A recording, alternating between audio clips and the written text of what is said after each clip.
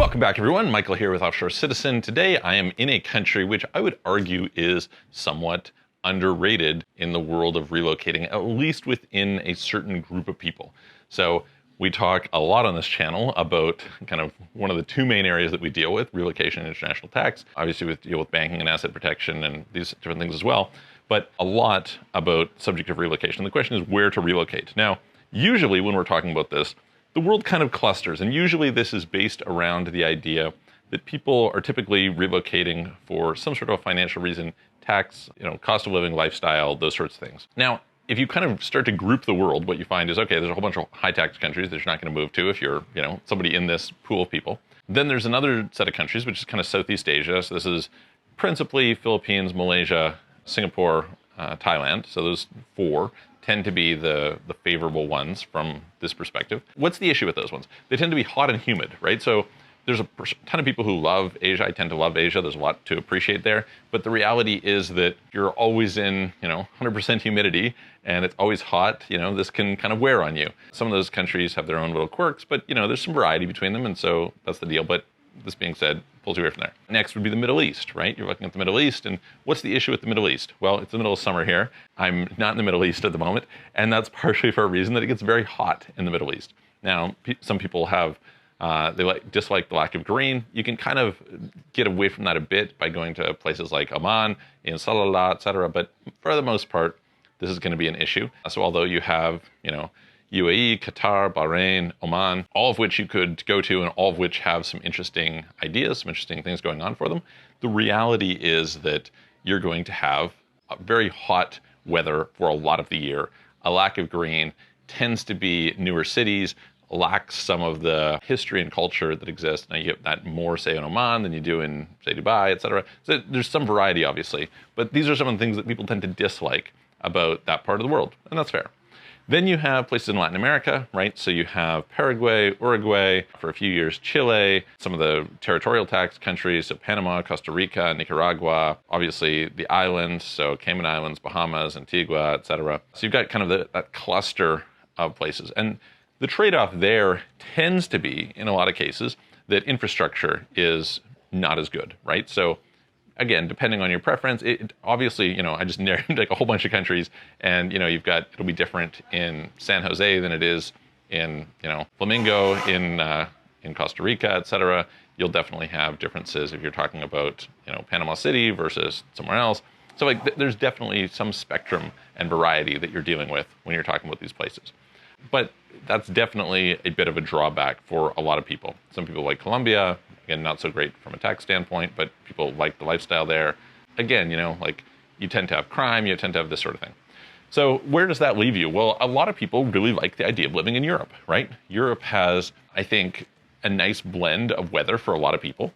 It is a situation where there is a fairly well-established system of infrastructure. So that online ordering, stuff like that, these things often tend to work, although a little bit less in Eastern Europe than they do in Western Europe. You're in a situation where certainly there are some other advantages, like culturally, people often find that is quite nice for them, and so this is kind of appealing.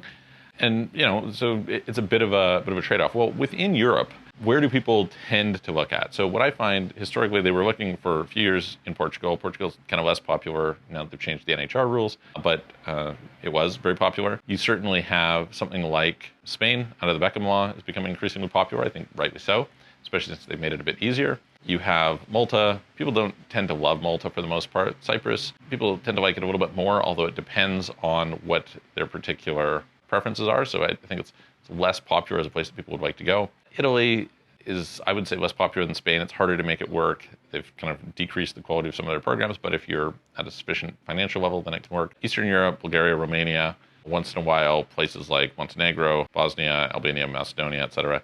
But these ones tend to be like a little bit less developed. You're not going to have, same access through things like Amazon, etc. So people tend to not prefer those. You do have the non-dom in Ireland.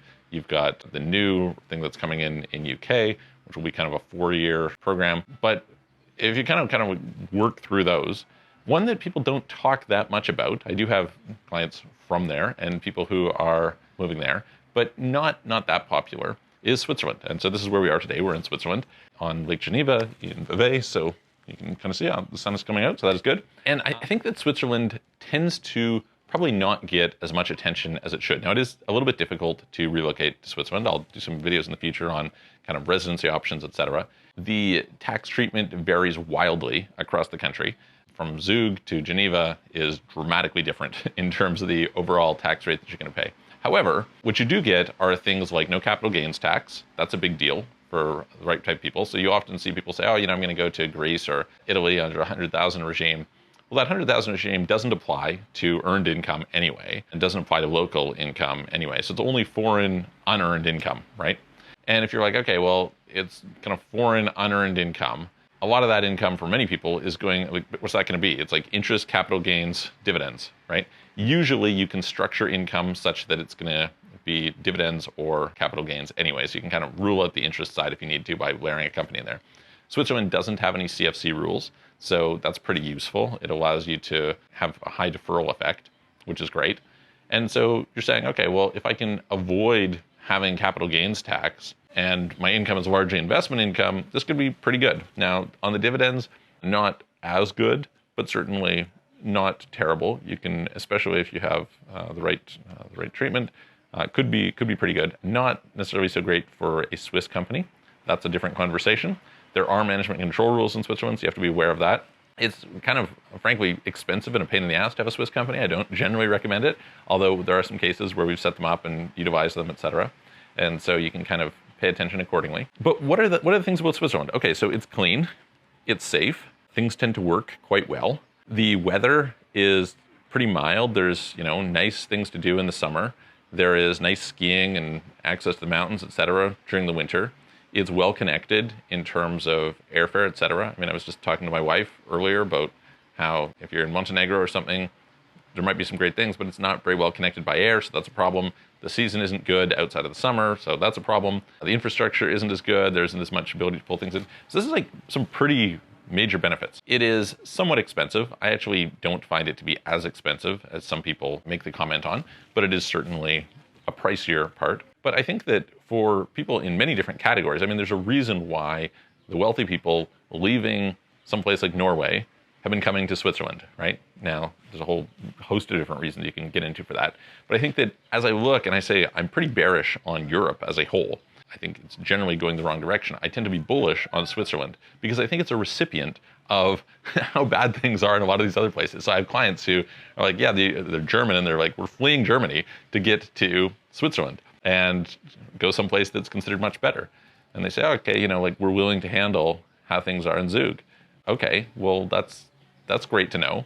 It's geographically beautiful. And so I think that there's probably a lot of people who should consider Switzerland as an alternative. Again, it is not the cheapest place. It's not the lowest tax place. It's not all these different things. But for the right person, especially if you can structure your income in the right way, I think that it is competitive and not talked enough about. So there's that. And then for people who actually want to come and have some sort of, like, say they're earning a career or something, this is probably better to come as an immigrant to Switzerland than it is to go to, say, Dubai. Wages tend to be higher, and so that's good. Social services are clearly better, right? You've got healthcare, you've got education. These things tend to work really well. Like I said, you have the high safety regardless, you have the high cleanliness, the air quality is certainly going to be better. A lot of people like the green. And so, yeah, it's some place that it should probably be on more people's map than it is. So tell me what you guys think. Put it in the comments below. Tell me, is this something that you think is a good place? Do you like it? Do you hate it? Why do you like it? Why do you hate it? And I will look forward to seeing you on the next video.